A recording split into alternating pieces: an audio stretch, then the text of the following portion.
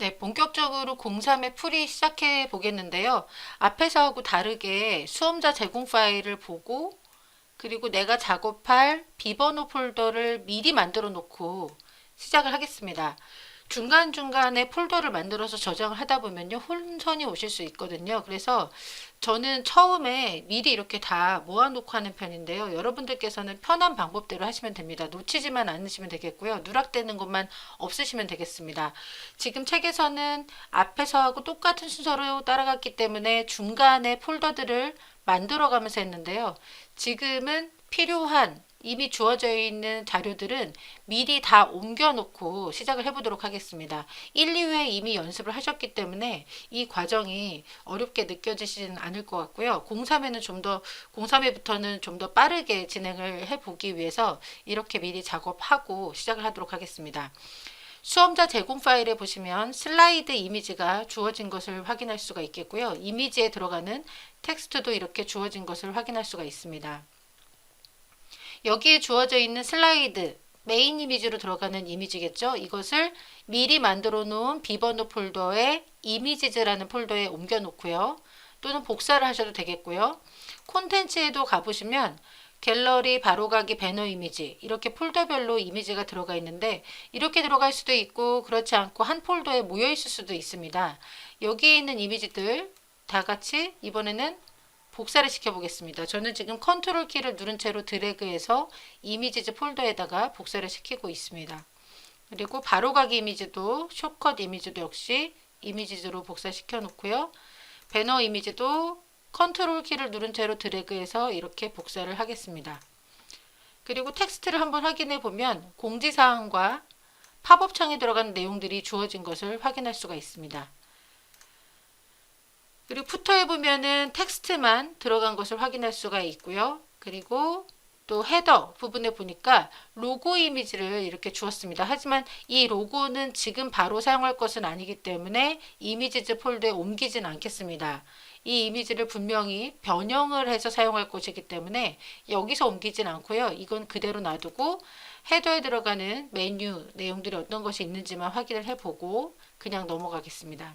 그리고 jQuery 오픈소스 파일이 역시 주어져 있습니다. 이것도 미리 만들어 놓은 작업 폴더에 여러분들의 비번호 폴더에 그대로 옮겨 두겠습니다. 비번호 폴더에 자바스크립트라는 폴더를 미리 만들어 놨는데요. 그곳에다가 이렇게 복사를 시켜 놓겠습니다. 이렇게 준비를 해 놓고 03에는 여기서부터 시작해 보도록 하겠습니다. 지금 보시고 있는 화면은 03회에 주어진 와이어프레임인데요. 이것을 보시면서 어떻게 레이아웃을 잡으실지를 먼저 결정을 하셔야 되겠습니다. 지금 보시면 A, B, C, D 이렇게 영역이 나눠져 있고요. A라는 헤더 영역 안에는 로고가 들어가고 메뉴가 들어갑니다. 헤더로 이 부분을 잡아주고 다시 로고와 메뉴를 묶을 수 있는 컨테이너 하나를 잡아서 각각의 영역을 또 만들어 주고요. 그리고 B 영역은 이미지 슬라이드만 이렇게 가로로 들어가니까 별다른 문제가 없을 것 같고요. 그리고 C 영역 콘텐츠 영역은 공지사항 갤러리 영역이 하나가 있고 그리고 배너가 있고 바로가기가 있고 이렇게 되어 있습니다. 그리고 공지사항과 갤러리는 앞에서 보신 것처럼 조건에 탭 메뉴로 이루어져 있기 때문에 이 두 영역을 담아줄 수 있는 컨테이너 박스가 하나 또 필요하겠고요. 그리고 D 영역은 푸터인데요. 로고 그리고 로고와 별개로 하단 메뉴가 카피라이트 하단 메뉴와 카피라이트가 이렇게 두 가지가 묶여 있습니다. 그러니까 푸터 영역 안에서 로고 자리가 있고 또 하단 메뉴와 카피라이트를 묶어주는 컨테이너가 하나 더 있도록 한 다음에 그 안에서 하단 메뉴와 카피라이트를 구분해 주도록 하겠습니다. 네, 03에 빠르게 진행해 본다고 말씀을 드렸는데요. 미리 이렇게 입력을 해봤습니다. 이제 문서를 열고 도큐멘트 타입을 이렇게 HTML5에 맞게끔 입력하시는 것은 이미 다 암기를 하셨을 것 같고요. 그리고 캐릭터 셋도 주어지는 대로 메타 태그 안에 캐릭터 셋 해서 이렇게 입력하는 것을 다 아실 것 같고요. 그리고 타이틀은 주어지지 않았지만 여러분들께서 알아서 해당 주제에 맞게끔 입력을 해주시면 되겠습니다. 앞에서 보신 와이어프레임에 맞게 지금 대략적인 레이아웃을 이렇게 구분을 해봤는데요. 헤더 영역 안에는 로고와 메뉴 자리가 있습니다. 그리고 이 로고와 메뉴를 다시 한번 컨테이너로 이렇게 묶었고요. 그리고 이미지 슬라이드 자리가 있습니다. 이미지 슬라이드는 이렇게 만들고 그 다음에 그 안에 컨텐츠 영역이 있는데요. 컨텐츠 안에 탭 메뉴로 해서 갤러리까지 묶어주고 그리고 배너와 바로가기 자리는 다시 컨테이너 하나를 만들어서 아더랩이라는 이것을 이용해서 이렇게 하나 만들었습니다. div 클래스 아더랩 해가지고 이 두 가지를 한 번 더 묶어 주었고요. 그리고 푸터는 로고 자리가 있고 그 안에 div 클래스 사이트라고 해서 하단과 카피라이트를 다시 한번 묶어줬습니다. 네, 이렇게 전체적인 레이아웃을 만들어 주신 후에 이것을 파일에서 다른 이름으로 저장해서 작업하고 있는 곳에다가 index.html로 저장을 해 주셔야 되겠습니다. 앞에서 보신 것처럼 이렇게 미리 폴더에 저장을 해 주시면요. 나중에 가져다가 쓰시기가 편해서 중간에 폴더를 만들 일이 없습니다. 미리 다 이렇게 만들고 사용하시는 것이 더 편하실 수도 있을 것 같습니다. index.html 하고 저장했습니다. 그리고 이제부터는 CSS를 만드는데요. CSS도 앞에 하고 별다를 것이 없습니다. 일단 공통적으로 들어가는 스타일은 다 대부분 지정을 해주시고 그런 다음에 각 영역마다 필요한 스타일을 하나씩 구성을 해 나가시면 되겠습니다. 파일에서 새 파일을 하시고 CSS 문서로 하시고 만들기를 한 후에 여기다가 먼저 공통적인 사항들을 입력을 하도록 합니다. 범용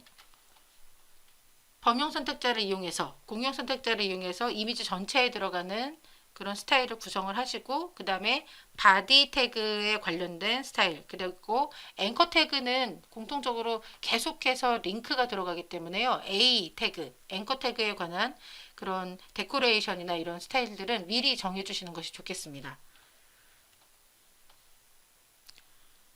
네, 앞에서 하고 똑같이 1, 2회와 똑같이 마진 값이나 패딩 값 그리고 리스트 스타일에 관한 것 리스트 모양이 나타나지 않도록 논으로 하고 맑은 고딕으로 글꼴은 주었고요. 컬러를 3333을 이렇게 주었습니다. 여기서 말하는 컬러는 이미 주어져 있는 색상입니다. 앞에서 조건에 03의 조건에 기본 텍스트의 색 해서 주어진 색을 그대로 여기서 따라와서 이렇게 주었고요. 그리고 바디는 위스 1200으로 와이어프레임에 돼 있어서 1200으로 주었고 백그라운드 컬러는 흰색을 주었는데요. 이 백그라운드 컬러도 역시 와이어프레임에서 주었던 그대로를 주었습니다. 그리고 폰트 사이즈는 기본적으로 20픽셀을 하고 앵커 태그, A 태그에는 텍스트 데코레이션이 넌 밑줄 나타나지 않도록 하고 이것의 속성은 디스플레이를 블록으로 잡아서 기본적으로 한 줄씩 차지할 수 있도록 이렇게 만들었습니다. 그리고 이어서 기본적으로 헤더 태그에 관련된 스타일 그리고 앞에서 이 HTML에서 헤더 태그 안에 주었던 이 탑 영역, 클래스 탑 영역에 관한 스타일 그리고 여기서는 지금 한 번 더 묶었는데요. 이렇게 바디 랩하고 그 다음에 이미지 슬라이드 해서 이미지 슬라이드 영역 한 번 더 잡아줬는데요. 이 영역에 관한 그런 스타일 그리고 콘텐츠 영역 스타일, 푸터 스타일 크게 되어 있는 이 영역에 대한 스타일을 여기다가 구성을 해 보도록 하겠습니다. 네, 전체적으로 이렇게 스타일을 주었는데요. 헤더 부분은 하이트 100, 위스 1200으로 전체를 잡았습니다. 이 지금 사이트 자체가 가로형으로 되어 있는 사이트라서 위스 부분이 계속 1200씩 계속 진행이 될 겁니다. 그래서 위스 부분 헤더가 1200을 차지하는데 그 안에서 탑 부분도 똑같이 이렇게 값을 그대로 가지고 왔고요. 그리고 이미지 슬라이드가 들어가는 영역에 관한 부분을 이렇게 가지고 왔습니다. 이 바디 랩 부분이라는 부분이 이미지 슬라이드와 콘텐츠를 같이 한번 더 묶어주는 영역이라서 하이트가 500으로 이렇게 되어 있습니다. HTML로 가보시면 바디 랩이라고 시작이 됐죠. 그리고 바디 랩이 여기서 이제 끝나게 되는 것이거든요. 교재에는 여러분들 보시기 편하도록 주석을 달아 드렸는데요. 지금 연습을 할 때 주석까지 달면서 하면은 시간이 너무 많이 소요가 되고 중점적인 사항 위주로 설명을 드리기 위해서 주석은 지금 달지 않고 있습니다. 이 바디랩은 이미지 슬라이드와 컨텐츠 영역을 묶어주는 영역이기 때문에 하이트가 500으로 잡혀 있다는 것을 기억을 해주시면 되겠고요. 그리고 이미지 슬라이드 높이는 300 정도로 잡았고요. 이 300은 와이어 프레임에서 역시 주어진 값이고요. 콘텐츠 영역은 높이 200으로 되어 있습니다. 그리고 콘텐츠는 미리 플로팅도 레프트로 해서 넣어두었습니다. 그리고 푸터 영역은 높이를 100으로 와이어 프레임에 주어진 대로 하고 위스는 역시 1200 픽셀로 주어지고 백그라운드 컬러를 여기서 미리 지금 푸터에 주었는데요. 푸터 영역만이라도 뭔가 배경이 들어가서 미리 볼 수 있도록 좀 이렇게 색상을 미리 한번 줘봤습니다. 여기서 주어진 색상은 임의의 색상이 아니라 보조색으로 주었던 샵 30A3F3이라는 이 값을 푸터 영역에다가 주었습니다. 주조색, 보조색은 주로 메인 메뉴 그리고 주요한 영역 이런 데에 적당하게 쓰시면 됩니다. 그리고 심사위원들께서 보실 때 이 주조색과 보조색이 쓰여졌구나 이렇게 아실 수 있도록 적당한 곳에 배치를 해주시면 되겠습니다. 주요하게 사용되는 색 그리고 보조적으로 사용되는 색이니까요. 메인 메뉴 그 다음에 서브 메뉴에 사용할 때 아주 적당하게 사용될 수 있는 그런 색입니다. 이렇게 해서 스타일을 구성을 해주시고요. 이 부분을 저장을 한번 하시고 계속 이어서 스타일은 아까 저장해 놨던 CSS 부분에다가 일단 저장을 한번 하고 가겠습니다. 네, 스타일이라고 해서 저장을 하고요.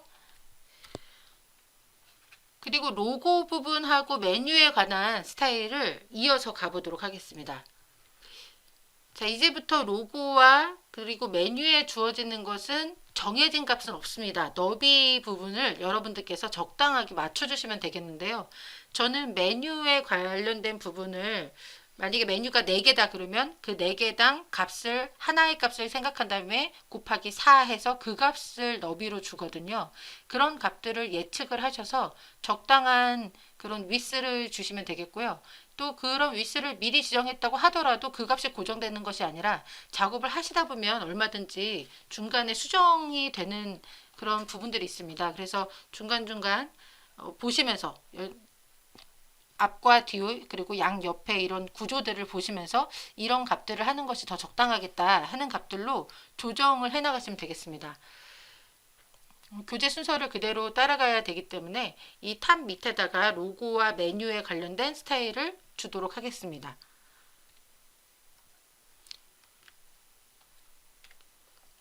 로고 부분을 플로팅 레프트로 주고요. 높이는 100 그리고 위스를 250 정도로 로고는 잡았고요. 그리고 메뉴는 하이트 100 그리고 플로팅을 라이트로 잡아주고요. 가로형에서 오른쪽을 중심으로 해서 먼저 배치될 수 있도록 오른쪽에 배치되도록 그렇게 하고 위스는 800으로 이렇게 잡았습니다. 자, 지금까지 한 것을 저장을 한번 하고요. 아직 이 CSS하고 HTML을 연결하지 않았습니다. 처음에 원래 보통 CSS 문서를 만들자마자 연결을 하는데요. 아직 연결하지 않았기 때문에 HTML로 가서 헤드 태그 아래쪽에다가 여기다가 링크를 걸어 주도록 하겠습니다. CSS 폴더 밑에 스타일 CSS 해서 파일에서 모두 저장을 하고요. 잘 보이는지 한번 디자인 뷰에서 보도록 하겠습니다. 이렇게 된 것을 확인하실 수가 있습니다.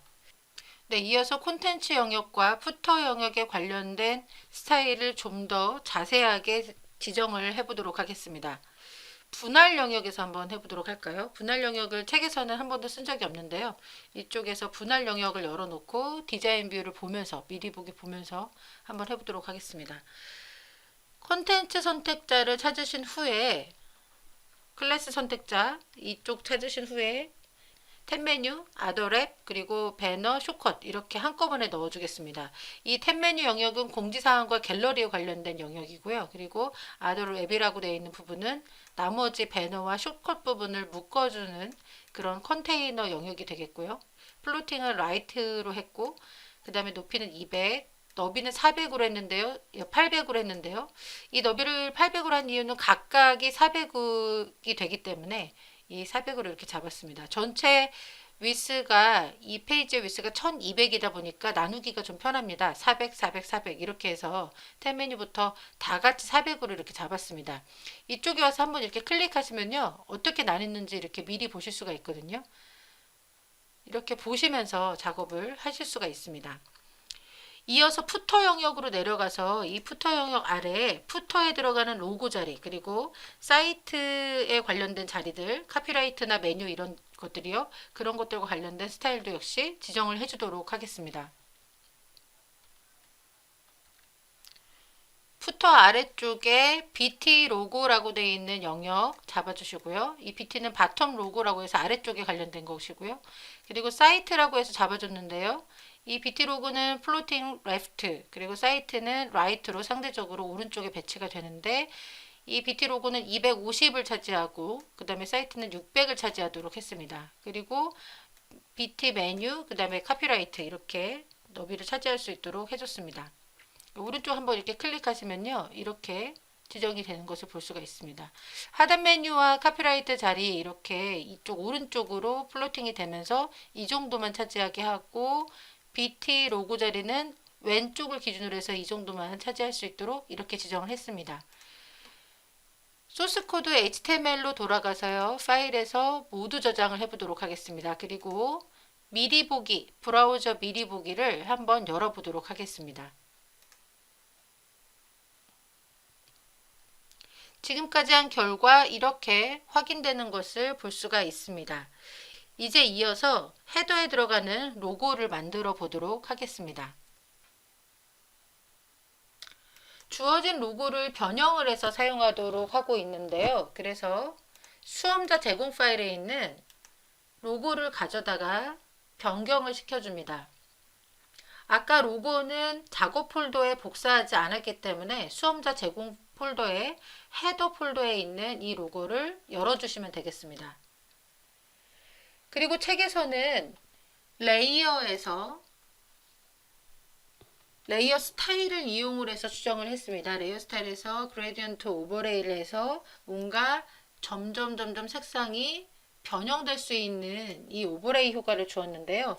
이대로 따라 해보면 그레디언트 오버레이 이 효과를 선택하고 오른쪽에서 그레디언트 영역을 선택한 후에 지금 어떤 색의 그레디언트를 넣을지를 지정할 수가 있는데요. 밑에서 컬러 정지점 부분을 이 더블 클릭하시면 피커에서 색상을 고를 수가 있습니다.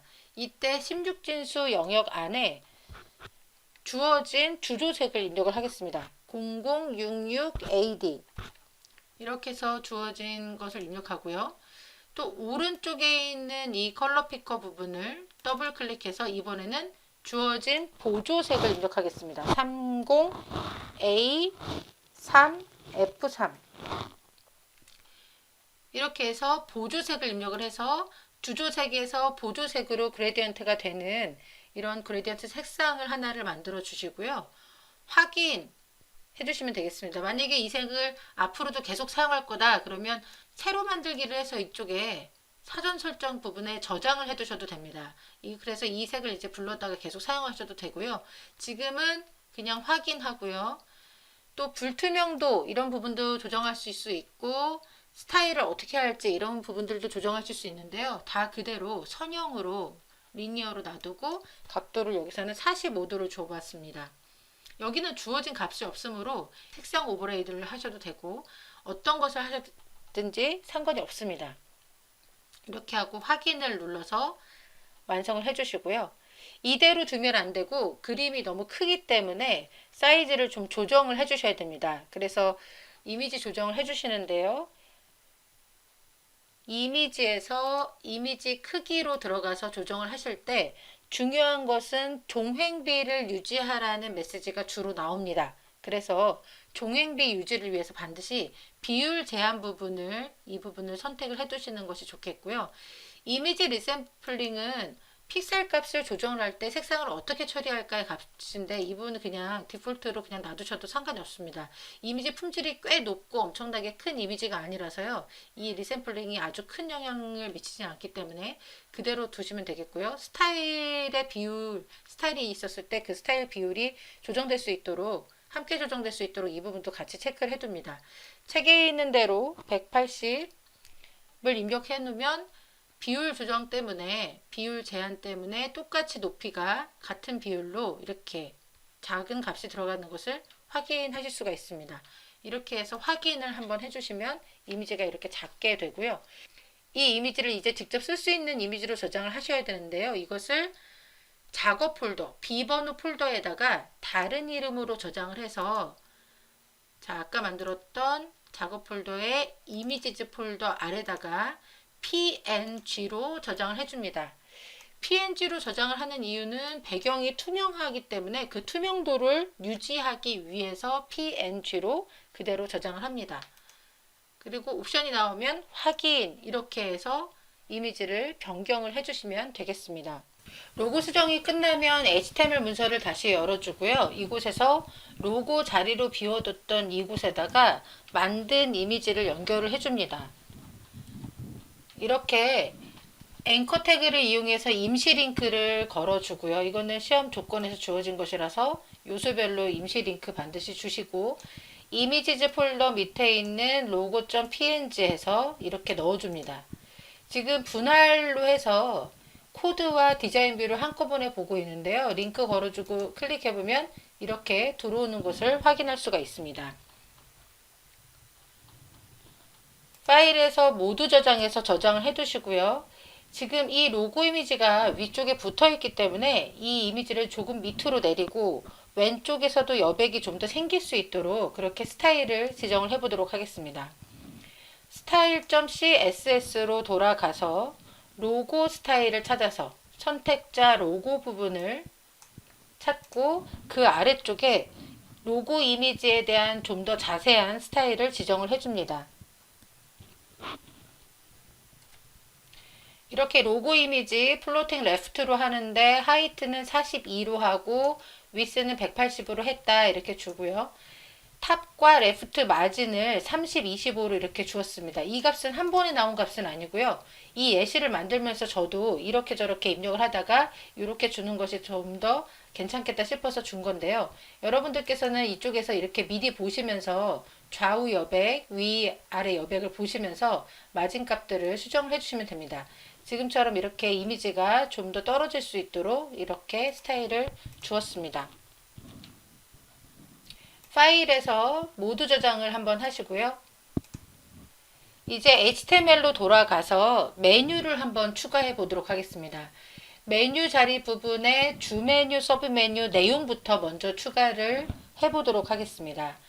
주 메뉴, 서브 메뉴는 앞에서 수험자 제공 폴더에 보신 것처럼 이미 텍스트로 내용이 주어져 있습니다. 그 내용을 가지고 입력을 하시면 되겠고요. HTML의 소스 코드에 입력하신 후에 스타일을 이용해서 메뉴 모양이 와이어프레임에 맞게끔 나타나도록 하고, 나머지 기능은 자바스크립트로 구현을 해주시면 되겠습니다. 그러면 메뉴 자리 이 부분을 찾은 후에 이 부분에다가 메뉴 내용들을 입력해 보도록 하겠습니다. 자, 메뉴 자리 한꺼번에 입력을 해 보겠습니다. 자, 이렇게 메뉴 내용들을 입력을 해 주시고요. 그리고 나서 디자인 뷰를 보시면 내용들이 이렇게 입력되는 것을 볼 수가 있습니다. UL 태그를 이용하고 랩이라고 한 다음에 이 전체를 한번 묶어 주었고요. 그리고 그 안에 li 태그, 리스트 태그를 이용해서 천문대 소개라고 주 메뉴 입력하고 그 안에 다시 ul로 해서 서브 메뉴를 묶어 주었는데요. 서브 메뉴라는 클래스 이름을 주었습니다. 그리고 다음도 역시 마찬가지로 이런 패턴으로 해서 4개의 주 메뉴와 서브 메뉴를 입력을 해 주었습니다. 이제 스타일 시트로 돌아가서 이 메뉴에 스타일을 지정을 해 보도록 하겠습니다. 스타일을 지정하기 전에 와이어프레임을 다시 한번 보고 오겠는데요. 주어진 와이어프레임에 의하면 주메뉴 위에 마우스를 올리면 주메뉴가 하이라이트가 돼야 되고요. 그리고 동시에 이 주메뉴에 딸려 있는 서브메뉴들이 나타나야 됩니다. 그리고 서브메뉴 위에 마우스를 올리면 해당하는 서브메뉴가 하이라이트가 되어야 합니다. 그리고 이 영역에서 마우스가 벗어나면 서브메뉴는 당연히 슬라이드 업 되면서 보이지 않게 되어야 하겠죠. 다시 스타일 시트로 돌아와서 여기에 주 메뉴에 관련된 스타일부터 지정을 해보도록 하겠는데요. 먼저 메뉴와 관련된 부분에 Z 인덱스를 먼저 줍니다. Z 인덱스를 1 값을 주도록 하겠는데요. 이 1 값은 점 메뉴라고 되어 있는 클래스 선택자로 지정된 이 영역이 화면상에 먼저 눈앞에 보일 수 있도록 요소에 쌓이는 순서를 정하는 것입니다. 인덱스 값이 클수록 화면상에서 먼저 눈앞에 보이게 되고요. 그리고 이 다음에다가 주 메뉴와 관련된 스타일을 먼저 지정을 해보도록 하겠습니다. 예, 시간 관계상 한꺼번에 저는 지정을 하도록 하겠습니다. 이렇게 지정을 해 보았는데요. 클래스 선택자 내비라고 되어 있는 부분을 플로팅을 라이트로 오른쪽으로 주면서 그 오른쪽으로부터 10픽셀이 떨어지도록 마진값을 주고요. 그리고 위로부터 30픽셀이 떨어질 수 있도록 마진값을 역시 주었습니다. 자, 이 내비라고 되어 있는 부분을 보시면 소스 코드에서 이 내비라고 되어 있는 부분은 메뉴 전체를 묶고 있는 이 영역입니다. 클래스 내비라고 되어 있죠. 이 전체에 대한 마진값을 지정을 해 주었고요. 그리고 이어서 내비 아래에 있는 자녀 선택자, 자손에 대해서 li에 대해서 플로팅을 left로 하겠다. 이 내비에 속해 있는 li들은 플로팅을 left로 해준다. 그리고 그 li 밑에 있는 a 앵커 태그에 대해서는 이렇게 지정을 해주었습니다. 이 앵커 태그 하나하나가 바로 주 메뉴에 해당되는 건데요. 높이는 40, 위스는 180, 그리고 라인은 하이트, 이 줄 행간인데요. 이거하고 그 다음에 하이트하고 같은 값을 이렇게 줌으로써 이렇게 주고 그 다음에 폰트 사이즈를 주면 저절로 폰트가 중앙에 위치하게 됩니다. 세로 중앙에 위치를 하게 됩니다. 40에서 16을 빼면 24가 되겠죠. 그러면 위아래로 12픽셀씩 여분을 두고 중앙에 위치할 수가 있게 됩니다. 그리고 폰트 웨이트를 볼드에서 좀 두껍게 나타나도록 하고 가운데 중앙 정렬을 주었고요. 그리고 백그라운드 컬러는 주조색을 주었습니다. 그리고 글꼴색은 흰색으로 될 수 있도록 이렇게 주었습니다. 그리고 주 메뉴에 마우스를 올리면 이렇게 보조색이 나타날 수 있도록 지정을 해 주었습니다. 여기까지 한 것을 저장하고 한번 확인해 볼까요? 소스 코드로 돌아가서 모두 저장을 한 후에 브라우저에서 한번 미리 보기를 해보겠습니다. 네, 이렇게 되는 거죠. 주조색과 보조색을 오가면서 하이라이트 될 수 있는 부분까지 완성을 해 주었습니다. 계속해서 서브 메뉴에 관련된 스타일을 지정을 해 보도록 하겠는데요. 앞에서 주었던 주 메뉴에 A 호버라고 되어 있는 가상 클래스 선택자 부분 이 아래쪽에다가 서브 메뉴에 관련된 스타일을 지정을 해줍니다. 서브 메뉴는 서브 메뉴라는 클래스 선택자 이름이 있고요. 거기에 width 180, 주 메뉴하고 동일한 width를 주고 포지션은 앱솔루트를 주었습니다.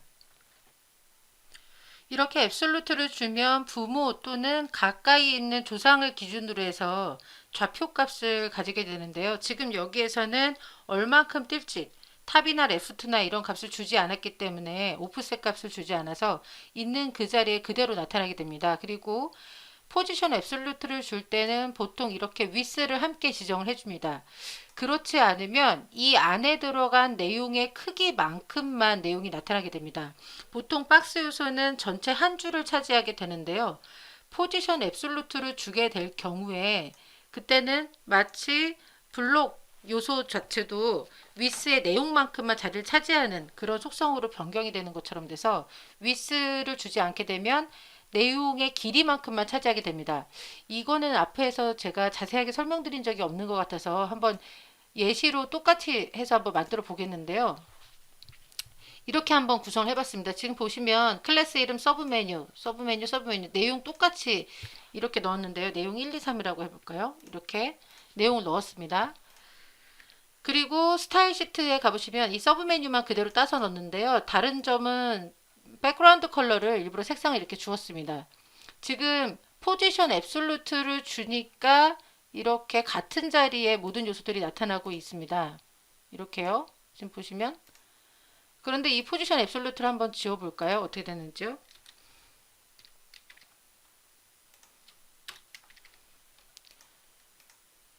지우고 Z 인덱스 부분도 만약에 지운다면 네, 다시 보면 이렇게 사실은 내용 1, 2, 3 보이시나요? 이렇게 되고 있습니다. 그런데 다시 여기서 위스를 한번 제외를 시켜 보도록 하겠습니다. 위스를 빼면 어떻게 되는지 여러분들 잘 안 보이시니까 한번 배경 색상도 한번 바꿔 보겠습니다. 네, 지금 보면 위스를 빼게 되면요 이렇게 됩니다. 자, 원래 위스를 빼면 박스 요소는 이렇게 전체 한 줄을 차지한다고 말씀드렸는데요. 포지션을 만약에 앱솔루트를 주게 되면 포지션 앱솔루트를 주게 되면 이렇게 바뀝니다. 이제 이렇게 자신의 내용의 길이만큼만 자리를 차지하기 때문에 그래서 위스 값을 줘야 합니다. 위스 값을 내가 정해줘야 위스를 아까 한 180 픽셀 줬었죠? 이렇게 줘야 내가 원하는 길이만큼 나타나게 할 수가 있습니다. 앱솔루트와 포지션 앱솔루트와 위스는 그래서 함께 보통 사용이 됩니다.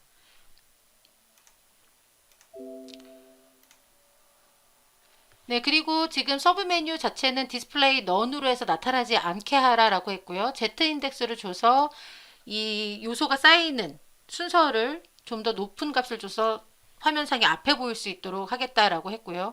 그리고 서브 메뉴 밑에 속해 있는 자녀 요소의 li, 그 자녀인 앵커 태그까지 내려가서 이렇게 높이와 행 높이와 그 다음에 글꼴 크기 이런 것들을 지정을 해 주었습니다. 앞에서 말씀드린 것처럼 높이와 행 높이를 일치시킨 후에 글자의 크기를 주면 이 남은 여백을 가지고 남은 픽셀 값을 가지고 위아래를 띄워서 위아래 여백이 정확하게 맞을 수 있도록 세로 가운데 정렬이 될 수 있도록 해준다고 했고요. 그리고 가로 가운데 정렬은 텍스트 얼라인을 이용해서 줬고 백그라운드 컬러는 ABAB 이렇게 회색 빛으로 나타날 수 있도록 한 후에 서브 메뉴 위에 마우스가 올라오면 보조색으로 하이라이트가 될 수 있도록 A 호버 가상 클래스 선택자 호버를 이용해서 하이라이트가 될 수 있도록 해 주었습니다. 여기까지 하고 만약에 소스 코드로 가서 모두 저장을 하면요. 그리고 미리 보기를 한번 보겠습니다. 그러면 이렇게 되는데요. 서브 메뉴가 보이지 않는 이유는 스타일 시트에서 디스플레이 넌을 주었기 때문이겠죠. 이 부분을 잠시 주석 처리를 하고 나서 저장을 한 후에 다시 릴로드를 한번 시켜보면요. 이젠 보입니다. 그리고 마우스 올렸을 때 서브 메뉴들이 이렇게 나타나는 것을 확인할 수가 있습니다. 이제 자바스크립트를 이용을 해서 jQuery 자바스크립트를 이용해서 주 메뉴 위에 마우스를 올렸을 경우에 해당하는 서브 메뉴 요 영역만 보일 수 있도록 나머지는 보이지 않고 이 영역만 보일 수 있도록 그렇게 만들도록 하겠습니다. 자바스크립트를 만들기 위해서 파일에서 새로운 파일을 열고요. 그리고 자바스크립트를 선택해 줍니다. 그리고 만들기를 해줍니다. 그런 다음에 슬라이드 메뉴에 대한 업다운 기능을 구현을 할 텐데요. 일부러 이 부분은 로직을 다르게 하지 않고 매 회마다 거의 똑같이 만들었습니다. 그래서 여러분들께서 그냥 외워서 이 슬라이드 업다운 기능은 외워서 사용을 하시면 되겠습니다. 자, 이렇게 기능을 구현했는데요. .nav이라는 클래스 선택자 아래 자녀 요소인 이 li라는 것 위에 마우스가 오버되면 다음과 같은 기능을 수행한다 라고 하면서 현재 선택되어 있는 것을 찾는다. 서브 메뉴에 현재 선택되어 있는 걸 찾아서 스톱을 시키고 슬라이드 다운을 시켜라 이렇게 주었습니다. 네, 현재 선택되어 있는 서브 메뉴와 일치하는 요소를 찾아서 그것에 관해서 애니메이션이 되고 있는 것을 다 동작을 중지시킨 이후에 슬라이드 다운을 한다. 5초 만에 한다 라고 되어 있고요. 그리고 반대로 마우스가 아웃되면 현재 서브 메뉴와 일치하는 서브 메뉴에 해당하는 선택된 요소의 자식 요소 중에서 서브 메뉴와 일치하는 것을 찾은 후에 그것을 애니메이션을 스탑시키고 슬라이드 업을 하겠다. 이렇게 그냥 간단하게 해서 이렇게 매 회마다 지금 이 패턴을 쓰고 있는데요. 이렇게 주고 나서 이 파일을 이제 다른 이름으로 저장을 해야 되겠죠. 그리고 잊지 마셔야 될 것은 앞에서 자바스크립트 폴더를 처음에 만들어 뒀기 때문에 여기다 이제 저장만 하시면 됩니다. 중간에 만들지 않고 처음에 여기서 저장을 했으니까요. 여기서 저장을 하시고 script.js로 해서 저장 이렇게 하시면 되겠습니다. 그리고 여기서 끝나면 안 되겠죠. HTML에 가서 지금 만든 스크립트 문서와 그리고 오픈소스 jQuery 문서를 불러와야 되겠죠. 연결을 시켜주지 않으면 해당하는 기능들이 로딩이 되지 않아서 기능을 수행할 수가 없습니다. 그래서 HTML로 돌아가서 이 HTML에 헤드 밑에다가 연결을 시켜주도록 하겠습니다. 네, 자바스크립트 문서를 이쪽에 이렇게 연결을 시켜줬고요. 디퍼 옵션을 썼는데 이 디퍼 옵션은 해당하는 이 자바스크립트 기능을 지연시키기 위해서 사용한다라고 했는데요. 때로 이 디퍼를 썼음으로 해서 오히려 오류가 생길 수도 있습니다. 만약에 이렇게 했는데 만약에 이 기능이 동작하지 않는다 그러면 오히려 디퍼를 지우셔야 됩니다. 다른 툴을 사용했을 때 그 다른 툴에 따라서 잘 안 될 수가 있는데요. 디퍼 옵션을 뺐다가 또 넣었다가 이런 것도 한번 시도를 해보시고요. 그리고 혹시나 브라켓 같은 거 사용하시는 분들은 이 부분에서 만약에 오류가 난다 그러면 jQuery CDN을 사용해 보시면 좋습니다. 이것은 교재에다가 앞부분에 HTML 문서에 jQuery 연결하기 부분에 써 두었는데요. 콘텐츠 딜리버리 네트워크라고 해서 CDN이라는 것이 있습니다. 이것은 여러 서버로 데이터를 분산해서 이제 저장해서 어떤 내용들을 제공을 해주는 것을 의미하는데요. jQuery CDN 오픈된 곳이 있습니다. 그런 링크를 절대적인 주소 링크를 다 써서 이 jQuery 이 버전 대신에 다른 버전 CDN으로 제공되는 버전의 HTTP부터 시작한 이 주소를 써서 한번 해결을 해보시도록 하고요. 또 아주 간혹이지만 이 jQuery 부분에 이런 표시들을 만약에 이해를 못하는 경우들이 있습니다. 이거는 jQuery의 약어인데요. 이 약어가 인식이 안 되면 또 이 약어는 jQuery다라고 지정해주는 그런 부분이 또 필요합니다. 별로 뭐 어렵진 않고요. 그냥 이 달러 표시한 다음에는 jQuery 하고 세미콜론에서 하나 찍어주시면 그러면 이 부분이 jQuery 약어다라고 이해가 되거든요. 뭐 여러 가지 오류가 있을 수 있어서 어떤 오류가 발생할 때 어떻게 해야 된다, 이 오류가 많다 이렇게는 말씀을 드리지 못하겠습니다. 버전에 따라 워낙 다르기 때문에 여러분들께서 오히려 연습 중에 시도를 많이 해보시고 또 실수가 있을수록 오히려 본 시험에서 더 강력하게 잘 푸실 수 있는 그런 힘이 생기실 거라고 생각이 듭니다. 네, HTML에 이렇게 연결했고요. 이제 모두 저장을 하겠습니다. 네, 모두 저장을 했기 때문에 파일에서 브라우저 미리 보기에서 미리 보기를 한번 해보도록 하겠는데요.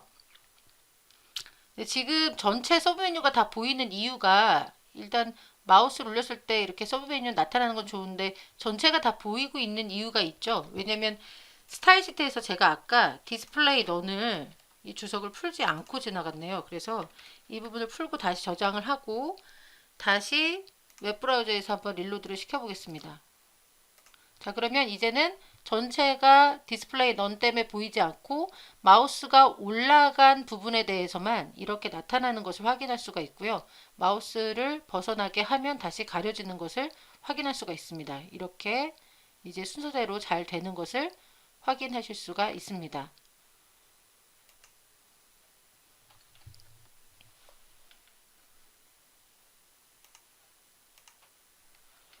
네, 이어서 이미지 슬라이드를 추가해 보도록 하겠습니다. HTML 소스 코드로 가서요. 이미지 슬라이드 자리 이 부분에다가 이미지를 추가해 보도록 하겠습니다. 맨 처음에 이미지 슬라이드에 사용되는 대표 이미지 세 가지를 이미지라는 폴더에다가 옮겨놨기 때문에요. 그것을 기억하시고 그 이미지들을 연결해 주시면 되겠고 또 수험자 제공 파일에 주어진 텍스트 파일이 있습니다. 그 텍스트 파일들이 각 이미지당 매칭돼서 하나씩 텍스트가 들어갈 수 있도록 해주셔야 되겠습니다. 자, 여기 한꺼번에 넣어주도록 하겠는데요. 이렇게 한꺼번에 넣겠습니다. 임시 링크를 걸어주고 그리고 이미지 밑에 이미지 슬라이드 밑에 이미지 1, 이미지 2, 이미지 3 이렇게 나올 수 있도록 해주고요. 그리고 각각의 주어진 텍스트 파일도 나타날 수 있도록 스팬 태그를 이용해서 이렇게 주었습니다. 네, 지금은 이미지가 이렇게 순서대로 지금 나열되고 있는데요. 이것도 역시 스타일을 이용을 해서 한 곳에 모여서 이미지가 보일 수 있도록 해주겠습니다. 스타일 시트로 돌아가서요. 이미지와 관련된 부분을 찾아서 그 부분에 넣어주도록 하겠습니다. 이미지 슬라이드 부분은 여기 아래쪽에 있는데요. 먼저 이 부분에 포지션부터 넣어주도록 하겠습니다. 기준값이 될 수 있도록 포지션을 릴레이티브를 넣어주도록 하겠습니다. 포지션하고 릴레이티브로 넣어주고요. 그리고 오버플로우가 되는 영역들은 보이지 않도록 해주시는 것이 좋겠습니다. 오버플로우가 되는 부분은 다 감추어라 라고 히든이라고 값을 주시고 그 아래쪽에 이미지에 관련된 그런 스타일을 자세하게 주도록 하겠습니다. 이미지 하나 그리고 텍스트 이런 스타일을 주도록 하겠습니다. 책에 나온 그대로 똑같이 스타일을 주도록 하겠습니다. 네, 한꺼번에 이렇게 주었는데요. 다른 예시하고 별다를 게 사실 없습니다. 이미지 밑에 A와 관련된 이 A로 모든 게 글씨와 이미지가 다 묶였는데요. 그거를 디스플레이 블록으로 처리하고 포지션을 앱솔루트로 해라. 이렇게 되면 이미지 슬라이드의 자녀인 이 A가 포지션이 앱솔루트가 되면 그 부모 요소를 참고를 하게 되는데요. 부모 요소에 하필이면 릴레이티브가 있으니까 얘를 기준으로 해서 기준점이 나타나게 됩니다. 그리고 이미지 텍스트라고 해서 텍스트 글자에 대한 옵션들을 이렇게 주었는데요. 앞에서도 말씀드렸지만 저는 이렇게 자세하게 주었지만 반드시 이렇게 자세한 옵션을 전체를 다 주실 필요는 없습니다. 매 회마다 비슷하게 저는 이렇게 배경이 투명하게 나타나고 그 위에 글씨가 나타나고 글씨를 얼마큼 띌지 이런 것들을 다 지정을 해주고 있는데요. 중요한 거는 포지션 정도고 글씨가 보이게끔만 해주시면 되니까 그 부분만 기억을 해주시면 되겠습니다. 네, HTML로 가서 모두 저장을 하고요. 역시 미리 보기로 어떻게 나타나는지 한번 확인해 보도록 하겠습니다. 이미 디자인 뷰에서 나타나고 있는데요. 이미지가 한 곳에 모여서 이렇게 자리 잡은 것을 볼 수가 있습니다. 그리고 이미지 크기가 얼마든 간에 오버플로우가 되는 부분은 히든이라고 했기 때문에 해당하는 부분은 가려지고 또 이미지 슬라이드라는 영역을 기준으로 해서 이미지 슬라이드 밑에 자녀 요소인 A에 대해서 디스플레이 블록으로 하면서 포지션을 앱솔루트로 하니까 그 안쪽에 이렇게 다 자리 잡고 세 가지가 나타나는 것을 볼 수가 있습니다. 이제 이 이미지들이 페이드 인, 페이드 아웃 될 수 있도록 자바스크립트 부분을 구현을 해주도록 하겠습니다. 스크립트 JS 부분으로 가셔서 이 부분에다가 아래쪽에 구현을 해주도록 하겠습니다. 저는 한꺼번에 넣어주도록 하겠습니다. 네, 이렇게 지정을 해주었는데요. 이거는 최신 기출 1회와 똑같이 지정을 했습니다. 계속 이런 패턴으로 페이드 인, 페이드 아웃을 넣어주고 있는데요. 점 이미지 슬라이드라고 되어 있는 클래스 선택자 이미지 슬라이드 중에서 A 요소에 해당되는 A 요소 중에서 greater 더 큰 것, 0번 인덱스보다 더 큰 것들은 찾아서 다 하이드 시켜라. 0 인덱스라는 것은 인덱스 0은 사실은 첫 번째 요소를 말하거든요. 첫 번째 요소 외에 나머지 것들을 다 하이드를 시켜라 라고 하면서 어떠한 set 인터벌, 어떠한 구간을 계속해서 반복하게 시키는 그런 기능들을 만들어냅니다. 이때 이미지 슬라이드에 역시 A 요소 중에서 왜 A 요소를 하냐면요. HTML에 가보시면 A 요소로 이미지들이 다 지금 모여 있거든요. A 이렇게 A로 세 가지가 모여 있습니다.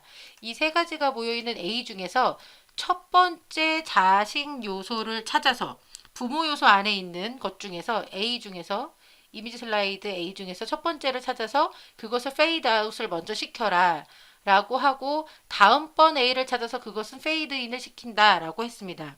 그리고 엔드 메소드를 이렇게 적었는데요. 엔드 메소드를 하면 사실은 언두하고 같은 기능입니다. 이전에 했던 기능을 취소하고 이전으로 돌아가는 그런 상태고 그 중에서 다시 이미지 슬라이드 아래에다가 뭔가를 속하게 해라. 이미지 슬라이드 밑으로 선택된 것을 속하게 집어넣어라 라고 한 다음에 그것에 대해서 이제 계속 이 구간을 돌도록 이렇게 해줬습니다.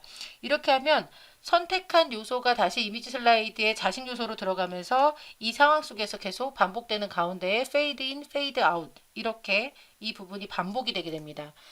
소스 코드로 돌아가서 저장을 한번 하고요. 미리 보기를 통해서 잘 구현이 됐는지를 확인해 보도록 하겠습니다.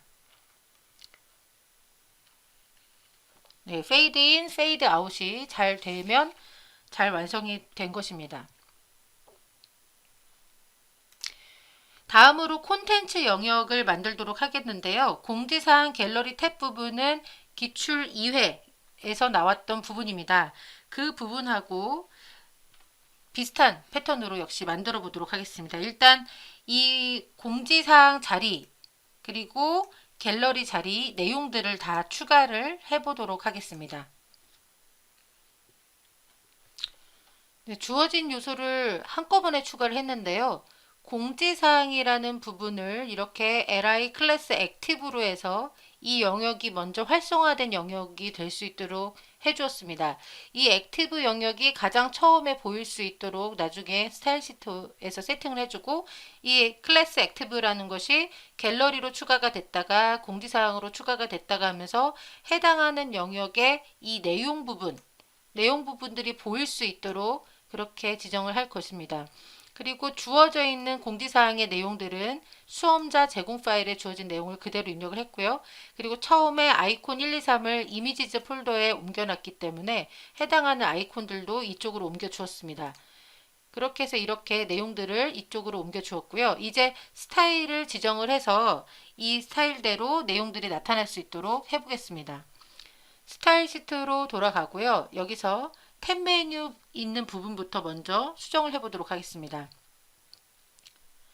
탭 메뉴에 플로트 레프트라고 되어 있는데요. 이 부분은 그대로 두고 하이트 값부터 변경을 해주도록 하겠습니다. 이 탭 영역은 이 영역에 너무 딱 붙어서 나타나면 좀 답답한 감이 있어서요. 그래서 높이를 180으로 변경을 하고 또 위스 부분도 좀 더 공간이 생길 수 있도록 이렇게 값을 변경을 해줍니다. 그리고 마진 값을 이제 주는데요. 여기서 준 만큼 마진을 줄 수가 있겠죠. 값을 수정한 만큼 마진 탑을 먼저 주고요. 10픽셀을 주도록 하겠습니다. 그리고 마진 바텀을 또 주도록 하겠습니다. 마진 바텀도 그냥 10픽셀을 주도록 하겠습니다. 네, 마진 탑과 바텀만 먼저 줬는데요. 이렇게 하면 하이트를 180으로 주었으니까 원래 200이었는데 180으로 주었으니까 위아래 10픽셀씩 여분을 줄 수 있어서 이렇게 여분을 지정을 해 보았습니다. 그리고 이어서 더 자세한 탭의 속성들을 지정을 해 주도록 하겠습니다. 네, 이렇게 한꺼번에 주었는데요. 이 탭 메뉴에서 지금 li라고 되어 있는 부분, 그리고 lia까지 내려온 이 자식 요소들의 이 부분들이 모두 다 어디냐면요. 나중에 탭 제목, 탭 메뉴의 윗부분에 생기는 그 부분에 대한 스타일입니다. HTML로 가보면요. 탭 메뉴에서 li 부분, 바로 이 부분이죠. 공지사항이라고 탭의 이름이, 탭의 제목이 나타나는 부분에 대한 이 부분을 지금 스타일을 지정을 해주고 있습니다. 해당하는 부분에 대해서 플로팅을 레프트로 하고 위스를 100픽셀로 잡아주고 라인 하이트를 30으로 잡아주고요. 그리고 또 그 안에 있는 A 요소에 대해서 디스플레이 블록으로 하고 그리고 폰트 사이즈, 백그라운드 컬러나 그 다음에 보더를 줍니다. 이 탭 메뉴 제목에 테두리가 있는 것이 좋기 때문에 솔리드는 실선을 의미하고요. 실선 1픽셀로 DDD라고 되어 있는 16진수 값으로 주고 보더의 밑에 부분은 내용 부분과 겹쳐지는 부분의 보더인데요. 그 부분을 런으로 처리했습니다. 그리고 이 li의 A 요소 위에 마우스가 올라오면 색깔이 변경되어서 마우스가 올라왔다는 것을 알 수 있도록 해주고요. 또 li의 첫 번째 요소에 해당되는 A에 대해서는 보더 라이트를 none이라고 했습니다. 지금 공지사항과 갤러리 이 부분이 겹치죠. 이 부분에 대한 와이어프레임 한번 볼까요? 자, 이 부분에 대한 와이어프레임인데요. 공지사항 제목 LI가 있고, 그리고 갤러리 LI가 있는데, 보더를 주면, LI마다 보더를 주면, 여기는 괜찮습니다. 이쪽도 괜찮은데, 이쪽에 보더가 겹치게 됩니다. 그래서 이 보더 겹치는 부분을 이 2픽셀로 나타나지 않고 1픽셀처럼 보일 수 있도록 이 중에서 오른쪽에 해당하는 것만, 이 부분만 보이지 않게 하겠다. 이렇게 처리를 한 것입니다. 네, 그래서 border right는 none이라고 지정을 해 주었습니다. 그리고 마우스가 또 올라왔을 때에 해당하는 액티브가 되었을 때에 해당하는 색상은 이렇게 변경되게 해라 라고 주었습니다. 그리고 이제 실제적으로 내용 부분이 나타나는 부분에 대한 스타일을 지정을 해주는데요. 이것도 역시 2회와 거의 비슷하게 거의 뭐 똑같다고 볼 수가 있는데요. 그렇게 지정을 해보도록 하겠습니다. 너비 부분만 좀 다르고요. 너비가 지금 그 가로형으로 1200으로 펼쳐지면서 이 영역 전체가 탭 부분이 400픽셀이기 때문에 그 안에서 값을 조정하면서 넣어주시면 되겠습니다. 네, 탭 메뉴의 내용 부분에 대한 스타일을 이렇게 지정을 해 주었습니다. 탭 메뉴의 내용은 탭 메뉴라는 클래스 선택자 아래에 li의 후손 요소인 div에 해당이 된다. 라고 하면서 그 후손 요소에 대해서 이렇게 선택을 해주는데요. 후손 요소인 이유는 공지사항에 div가 있고 갤러리에도 div가 있기 때문입니다. 그래서 각각의 li에 대한 그것의 후손에 해당되는 div 영역에 대해서 포지션을 앱솔루트로 잡고 left는 0으로 하고 하이트도 0값을 주고요. 여기 픽셀이 빠졌는데 픽셀 값 넣어줄게요. 0픽셀을 주고 그리고 오버플로우는 히든되게 해라. 넘치는 영역은 감춰줘라. 이렇게 넘치거나 겹치는 영역은 다 히든되게 하고 액티브가 된 영역의 div 영역에 대해서는 크기를 이렇게 나타낸다. 이렇게 해주었습니다. 사실은 원래 이 div가 양쪽이 다 같이 보여지게 되지만 다 같이 보여지게 되는 것을 나중에 가려서 한쪽은 보이지 않고 액티브가 되는 액티브 클래스가 더해진 쪽만 보여질 수 있도록 하는데 그 보여지는 영역은 이렇게 되도록 한 것입니다. 즉, 안 보이게 되는 영역은 사실은 높이가 0으로 바뀌면서 안 보이게 되는 것처럼 되는 거고요. 그리고 보이게 될 때는 이 영역이 크기가 지정된 것 그대로 나타나면서 보이게 됩니다. 그리고 특별히 이 노티스에 해당하는 공지사항의 UL에 해당되는 부분에 대한 스타일을 이렇게 지정을 해주고요. 그리고 그 UL 아래 LI 하나하나, 공지사항 한 줄 한 줄에 대한 것들을 이렇게 스타일을 지정을 하면서 동시에 해당하는 li 요소 중에서 n번째의 child에 대해서 두 배수마다 색상을 이렇게 지정을 한다. 그럼 공지사항의 두 번째, 네 번째 이런 것마다 배경색에 들어가니까 좀 공지사항에 그런 글들이 잘 비교가 될 수 있겠죠. 잘 서로 구분돼서 잘 보일 수 있을 것 같고요. 공지사항의 날짜 부분은 스팬으로 들어가 있는데 스팬 부분은 플로트 라이트로 해서 오른쪽을 정렬될 수 있도록 그렇게 하고 공지사항의 li 각각의 요소에 마우스가 올라오면 호버라는 클래스 선택자를 이용해서 가상 클래스 선택자를 이용해서 볼드 처리가 될 수 있도록 이렇게 주었습니다. 이렇게 해놓고 나서 이제 갤러리와 관련된 것도 지정을 해주도록 하겠습니다.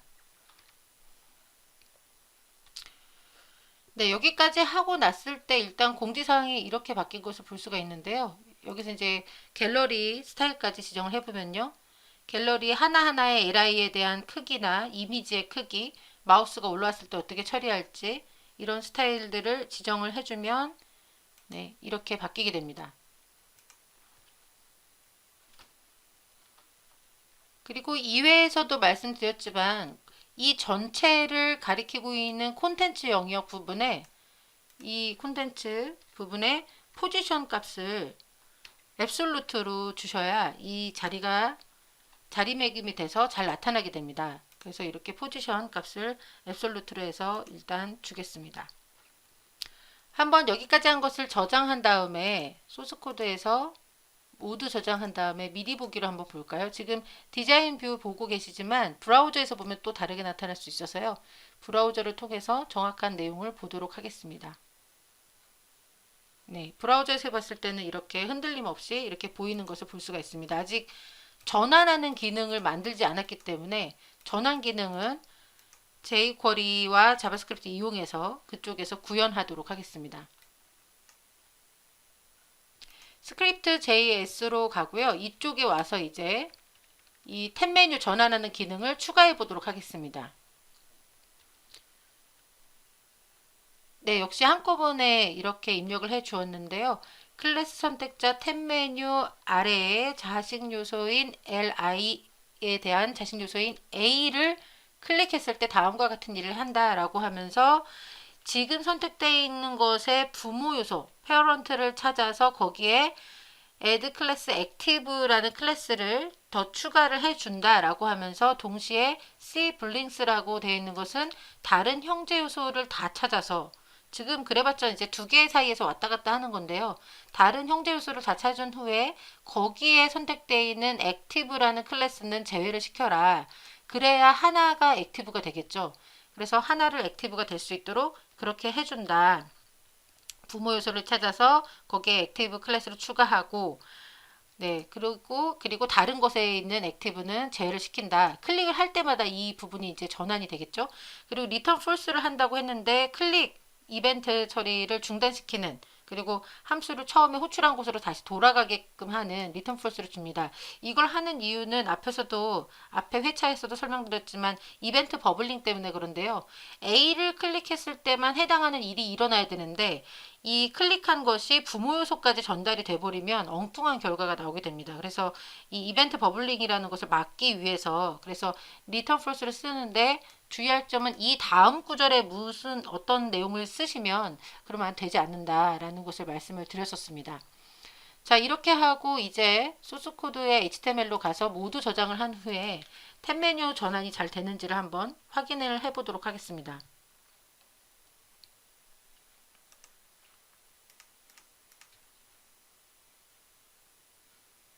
네, 이렇게 액티브 클래스가 서로 교환이 되면서 해당하는 내용들이 보여지는 것을 확인할 수가 있습니다. 사실은 하이트가 0, 그리고 하이트가 있는 채로 없는 채로 왔다 갔다 하면서 해당하는 내용이 서로 교환되는 것을 알 수가 있습니다. 이제 배너와 바로가기를 입력하고 스타일을 지정을 해보도록 하겠습니다. 배너 자리를 찾고 바로가기를 찾아서 입력을 하는데요. 이 부분은 어려운 부분이 아니라서 바로 또 한꺼번에 입력해서 보여드리도록 하겠습니다. 이렇게 주어진 이미지와 글씨를 입력을 했는데요. 배너 이미지 넣고 그리고 배너 글자 넣고 바로가기 넣고 바로가기 이미지 넣고 바로가기 글자를 이렇게 추가를 했습니다. 그리고 이 상태에서 스타일 시트로 가서 스타일 시트를 수정을 해보도록 하겠습니다. 먼저 배너 있던 부분들을 하이트를 먼저 바꿔보도록 하겠는데요. 180으로 해서 여백을 좀 생기도록 위아래 여백 생기도록 하고요. 그리고 위스를 395로 해서 한쪽에 5픽셀의 값이 생길 수 있도록 여유가 생길 수 있도록 하겠습니다. 그리고 마진 탑과 바텀을 주도록 하겠습니다. 10픽셀씩 똑같이 주도록 하고요. 네, 마진 탑 그리고 마진 바텀 똑같이 주도록 하겠습니다. 이렇게 하고 여기에 들어가는 이미지에 대한 더 자세한 사항을 주는데요. 지금 이미지가 이렇게 꽉 차 있는데 이 이미지 자체도 좀 줄어들 수 있도록 해주고요. 이미지 위에 나타나는 글씨에 대한 스타일도 한꺼번에 입력을 해주도록 하겠습니다.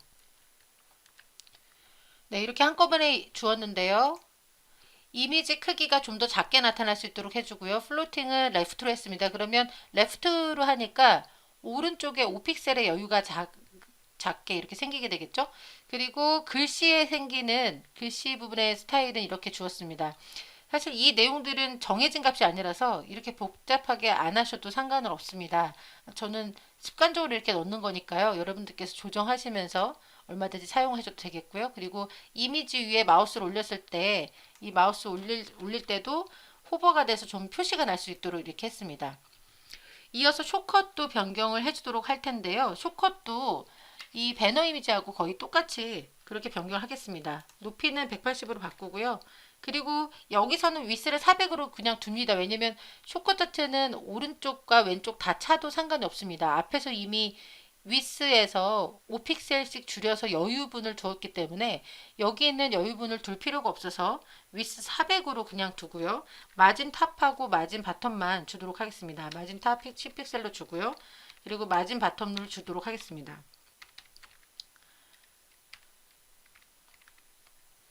네, 이렇게 똑같이 주고, 그리고 여기도 쇼컷 이미지에 대한 것과 그리고 글자에 대한 부분들 스타일을 지정을 해주도록 하겠습니다.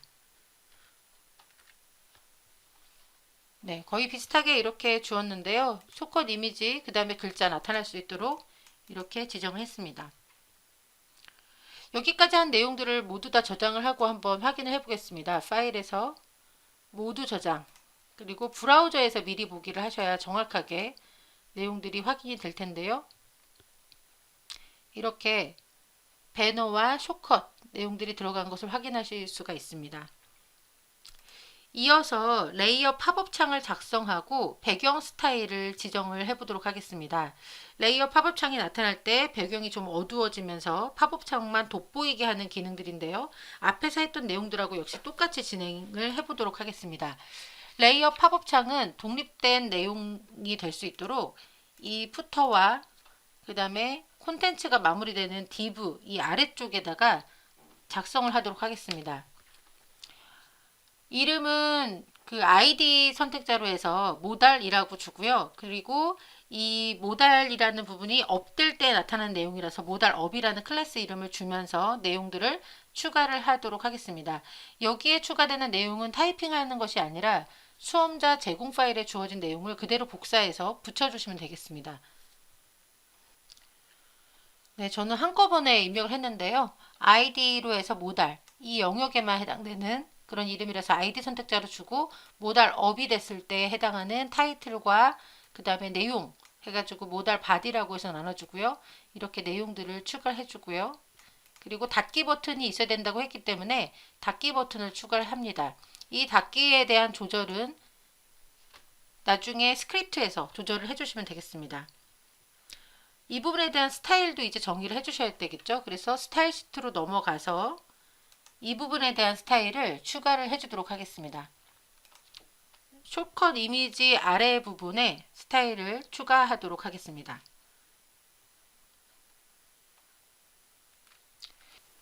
네, 아이디 선택자 모달에 관한 부분에 보시면 위스는 100%, 하이트 100%로 나타나야 된다라고 하면서 포지션을 앱솔루트로 줬습니다. 그러면 상위에 있는 그러한 요소를 기준으로 해서 포지션을 잡아서 앱솔루트로 하게 되고요.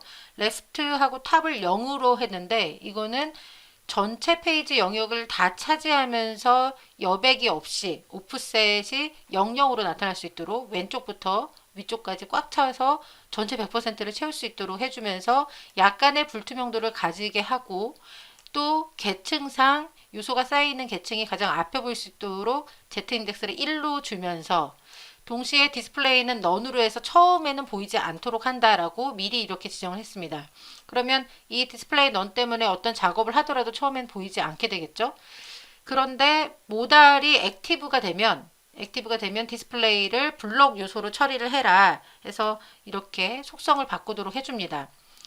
여기까지 하고요. 스크립트를 한번 작성을 해서 이 스크립트에다가 여기를 클릭했을 때 공지사항의 첫 번째 부분을 클릭했을 때 이 모달 영역이 활성화되는지를 확인해 보고 또 버튼 닫기 버튼을 눌렀을 때 그 부분이 확인되는지 닫히는지 이런 부분을 먼저 작성을 하겠습니다. 아직 버튼에 대한 스타일은 지정하지 않았는데요. 일단 기능부터 한꺼번에 여기에 지정을 해 보도록 하겠습니다.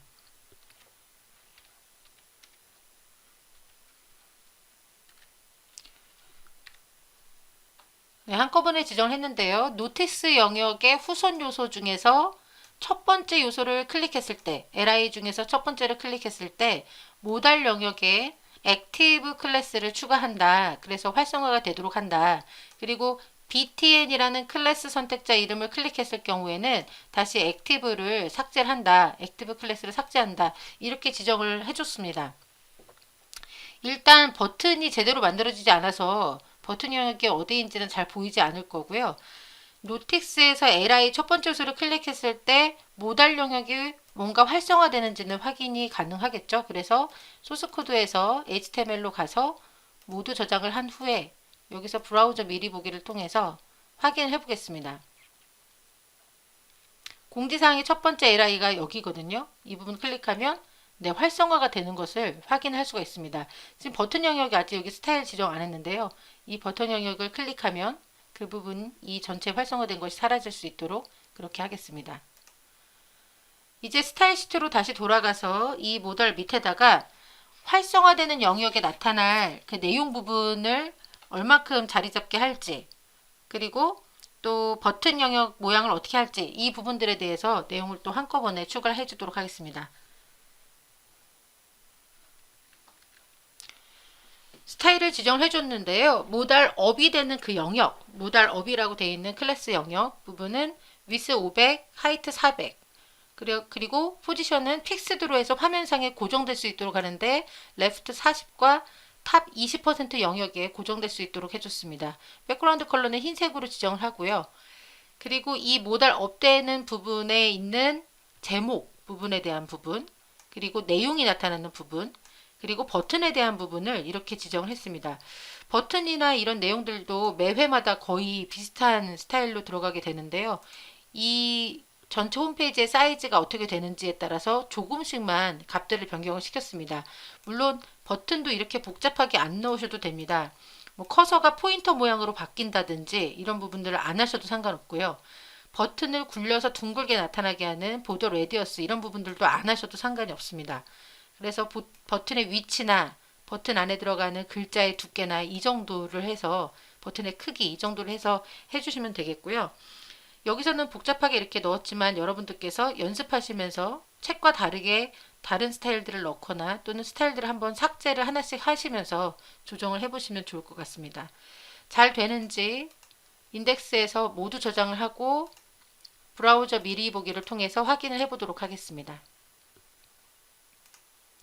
이렇게 확인되는 것을 볼 수가 있고요. 닫기 버튼을 눌렀을 때 닫아지는 것을 볼 수가 있습니다.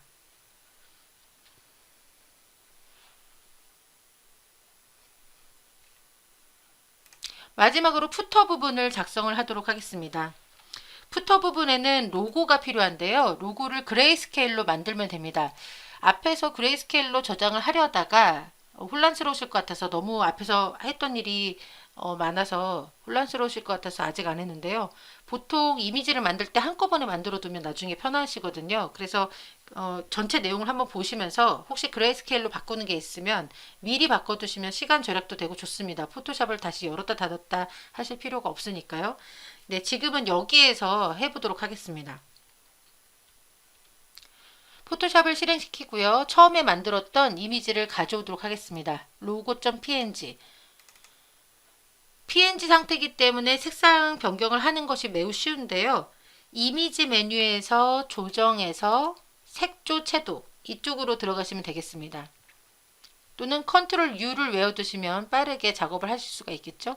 이거 외에도 다른 작업들을 통해서 얼마든지 그레이스케일, 무채색으로 변경을 하시면 되겠습니다. 네, 저는 색조 채도를 통해서 채도를 이렇게 없애도록 하고요.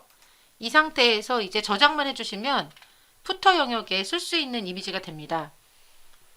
파일에서 다른 이름으로 저장하는데요.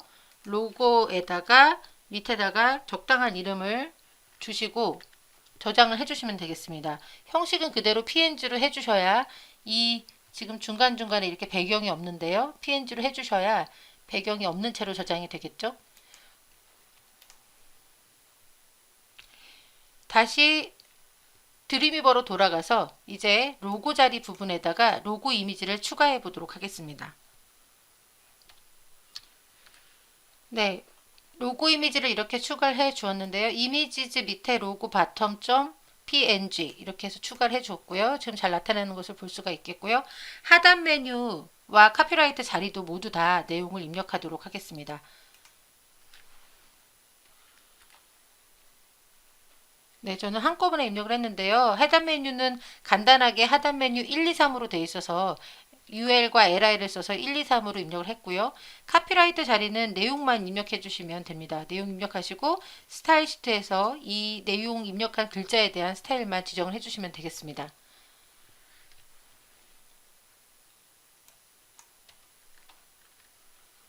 네, 지금처럼 이렇게 카피라이트까지 입력을 했고요. 이제 이 부분에 대한 스타일만 입력을 하시면 모두 다 완성이 됩니다. 그래서 스타일 시트로 가서 BT 로고 부분, 자, 이 부분이죠. 이 부분에 대한 스타일을 조정을 해주는데요. 영역은 그대로 두셔도 되고 그 안에 들어간 이 대한천문대의 이미지가 지금 너무 위쪽으로 붙어 있어서요. 그 부분 좀 밑으로 내리고 위아래 여백들을 조정을 해주도록 하겠습니다. 그리고 왼쪽에서도 너무 붙어 있어서 왼쪽으로부터도 맞은 값을 좀 주도록 하겠습니다.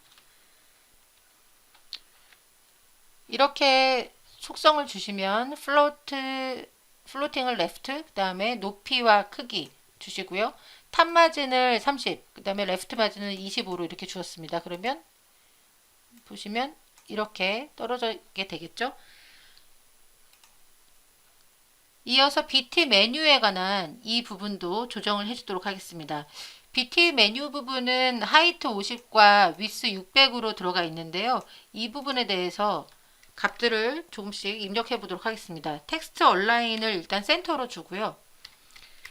그리고 폰트 사이즈를 조정을 해서 폰트 사이즈에 맞게끔 이 글자 크기가 나타날 수 있도록 해주겠습니다. 이 값도 여러분들께서 그때그때 조정하시면서 얼마든지 하시면 되겠고요.